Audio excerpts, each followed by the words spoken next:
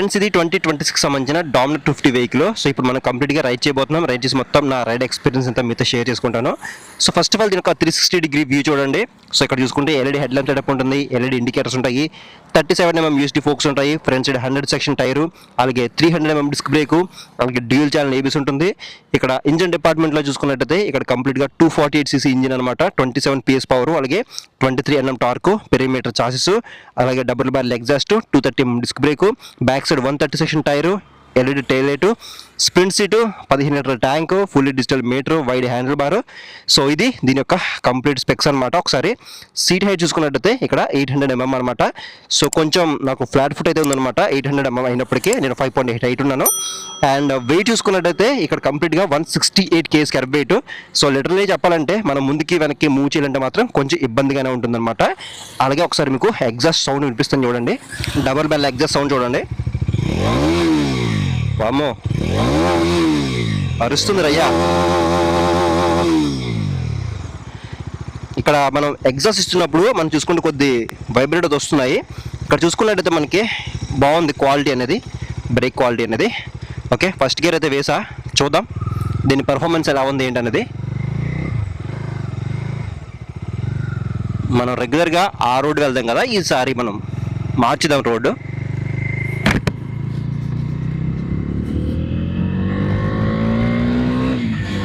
Third gear,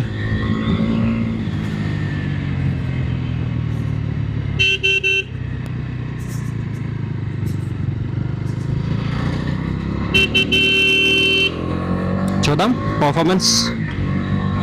4, 5, 6.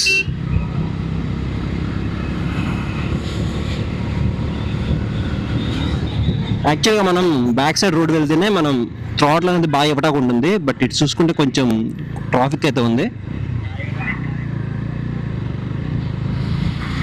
చూద్దాం మళ్ళీ. యాక్చువల్గా నేను ఇప్పటివరకు ఈ బైక్ని రైడ్ చేసుకుంటూ వచ్చాను. నాకైతే మాత్రం అల్టిమేట్ అనిపించింది పర్ఫార్మెన్స్ అనేది.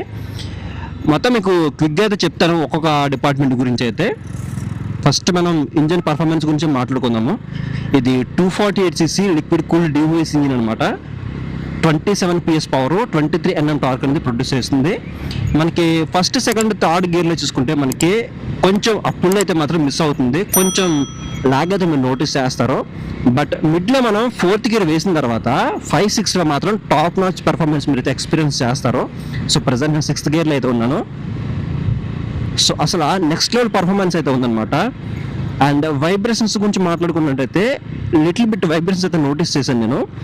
ఎప్పుడైతే మనం ఫస్ట్, సెకండ్, థర్డ్ గేర్లో ఉంటామో అప్పుడు మాత్రం మనకి ఇక్కడ థైస్ దగ్గర, అలాగే ఇక్కడ ఫుట్ పెక్స్ దగ్గర నేనైతే వైబ్రేషన్స్ అనేవి నోటీస్ చేశాను. బట్ ఎప్పుడైతే మనం 50, 60 క్రాస్ అవుతామో అప్పుడు మాత్రం అసలు నాకు వైబ్రేషన్స్ అనేవి అంత అనిపించట్లా, చాలా మినిమల్గా తెలుస్తున్నాయి అనమాట. సో చూడొచ్చు 6th గేర్లో ఉన్నాను నేను ప్రజెంట్. 4000 RPM దాటాను. సో చూసుకుంటే ఫుల్ థ్రాట్లకి ఇచ్చేసాను. ఓ మై గాడ్, నిజంగా చాలా బాగుంది పర్ఫార్మెన్స్ అనేది. ఎందుకంటే ఇది 250cc ఇంజిన్ కాబట్టి మనం NS200తో కంపేర్ చేసుకున్నా కానీ కొంచెం పవర్ అండ్ టార్క్ అనేది ఎక్కువ ఉంది కాబట్టి దాంతో చూసుకున్నట్టయితే కొంచెం ఎక్కువ పర్ఫార్మెన్స్ మీరు అయితే ఎక్స్పీరియన్స్ చేస్తారు. అది మనకి అరౌండ్ 2 lakh బడ్జెట్లో వస్తుంది. ఇది చూసుకుంటే 2,30,000 వరకు అయితే ఉంటుంది, 2,25,000, 2,28,000 వరకు ఉంటుంది కాబట్టి. సో ఒక 25,000 వేసుకుంటే మీరు ఎక్స్ట్రా, దానికన్నా దీని లుక్ అయితే మాత్రం ఇంకా చాలా బాగుంటుంది అనమాట. ఒక పెద్ద పుల్లా ఉంటుంది ఈ బైక్ చూసుకుంటే. లైక్ ఎలా అంటే డామినర్ 400 బైక్ ఉంది కదా, సేమ్ ఆ విధంగా ఉంటుంది ఇది కూడా అయితే. అండ్ ఇంకొకటి కర్బ్ వెయిట్ అనమాట, 180 kg కర్బ్ వెయిట్ ఉంటుంది. బట్ లిటరల్గా చెప్పాలంటే మనం రైడింగ్ చేస్తున్నప్పుడు అసలు ఆ వెయిట్ అనేది ఫీల్ అవ్వం మనం, చాలా లైట్ వెయిట్గా అనిపిస్తుంది. బట్ ఎప్పుడైతే మనకి ఆఫ్ కండిషన్లో ఉంటుందో వెహికల్ అప్పుడు మాత్రం ఖచ్చితంగా మీరు ముందుకి వెనక్కి మూవ్ చేయాలంటే మాత్రం చాలా ఇబ్బంది పడతారు. ఇదైతే మీరు గుర్తుపెట్టుకోండి. మీరు షార్ట్ రైడర్స్ అనుకోండి అప్పుడు మీకు ఇంకా ఎక్కువ ఇబ్బంది అనిపిస్తుంది. అండ్ ఇంకొకటి ఈ వెహికల్లో గ్రౌండ్ క్లియరెన్స్ అనేది చాలా తక్కువ ఉంటుంది అనమాట. జస్ట్ 157mm మాత్రమే ఇచ్చారు. సో గ్రౌండ్ క్లియరెన్స్ కూడా ఇంకొంచెం బెటర్ ఇస్తే బాగుంటుందని చెప్పేసి నాకు అనిపించింది. ఎందుకంటే మన ఇండియన్ రోడ్ కండిషన్స్కి మినిమం 160mm అయితే ఉండాలి. సో కొంచెం తక్కువ అయితే ఉంది. ఇది మళ్ళీ నెక్స్ట్ బ్యాచ్ అయినా సరే కొంచెం అప్డేట్ చేస్తే బాగుంటుందని చెప్పేసి నేనైతే అనుకుంటున్నాను. అలాగే వైడ్ హ్యాండిల్ బార్ ఇచ్చారనమాట, కొంచెం పెద్దగా ఉంటుంది హ్యాండిల్ బార్ అనేది. బట్ ఏంటంటే మనకి రిలాక్సింగ్గా ఉంది, ఎటువంటి ఇబ్బంది ఏమి అనిపించలేదు. నాకు వ్రిస్ట్ పెయిన్ రావడం కానీ షోల్డర్ పెయిన్ రావడం కానీ అటువంటిది ఏమి అనిపించలేదు. బాగుంది, నాకు హ్యాండ్ ఓవర్ కంఫర్ట్ అయితే మాత్రం బాగా అనిపించింది. అండ్ ఇక్కడ మనకి మిస్ అయ్యి ఏంటంటే మనకి కొన్ని అడ్వాన్స్డ్ ఫీచర్స్ మనం దీంట్లో మిస్ అవుతాం అనమాట. లైక్ ఎలా అంటే ఈ రైడ్ బై టెక్నాలజీ కానీ, క్రూజ్ కంట్రోల్ కానీ, లేదంటే ఇంకా ఒక ట్రాక్షన్ కంట్రోల్ మాత్రమే దీంట్లో మనకి ఇన్బిల్డ్ చేశారు. ట్రాక్షన్ కంట్రోల్ తప్ప మనకి ఎటువంటి మనకి అడ్వాన్స్డ్ ఫీచర్స్ అయితే లేవు. మనకి రైడింగ్ మోడ్స్ అయితే ఉంటాయి, road mode, rain mode, of road mode, ఇలా మనకి 3 రైడింగ్ మోడ్స్ ఉంటాయి.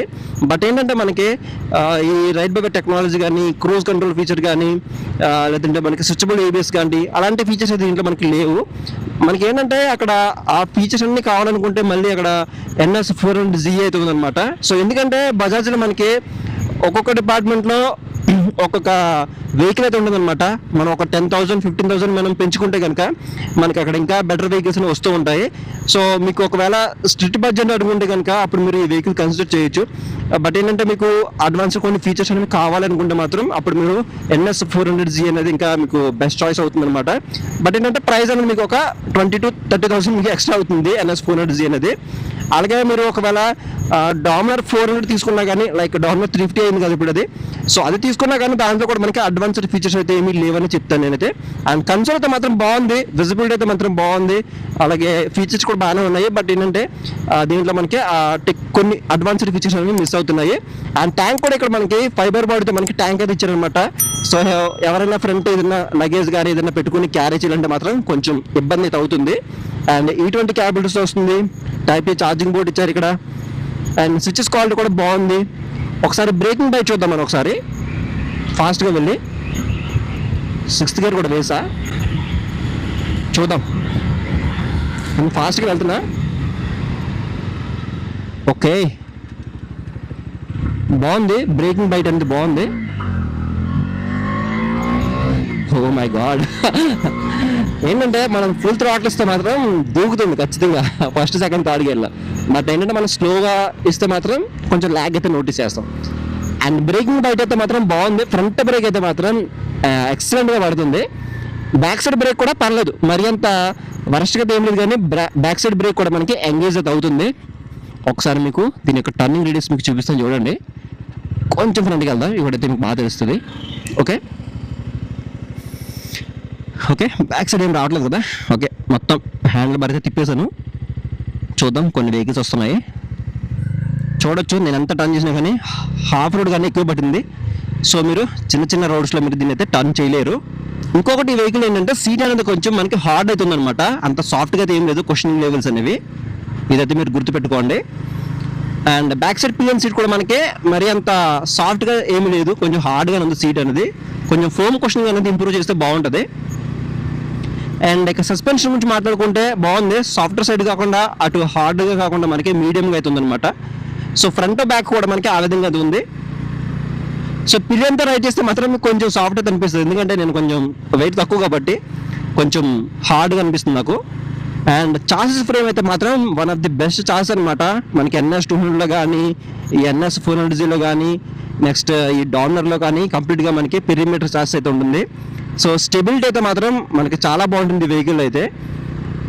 నెక్స్ట్ ఈ వెహికల్లో ఒక డ్రాబ్యాక్ ఏంటంటే టైర్స్ అనమాట. మనకి ఇక్కడ రేడియల్ టైర్స్ అనేవి ఇచ్చుంటే బాగుండేది, 2,25,000 వరకు పెడతాం కాబట్టి అక్కడ అట్లీస్ట్ మనకి బ్యాక్ సైడ్ టైర్ అయినా సరే రేడియల్ టైర్ ఇచ్చుంటే బాగుండేది.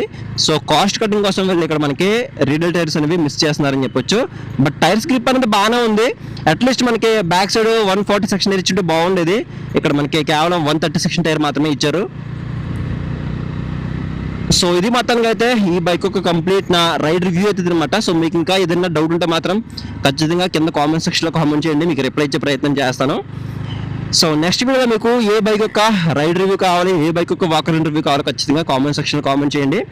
సో వీడియోలో నా ఇన్ఫర్మేషన్ మీకు ఏమాత్రం వర్త్ అనిపించినా మాత్రం ఖచ్చితంగా వీడియోని లైక్ చేసి ఛానల్ అయితే సబ్స్క్రైబ్ చేయండి. సో నెక్స్ట్ వీడియోలో మళ్ళీ కలుద్దాం.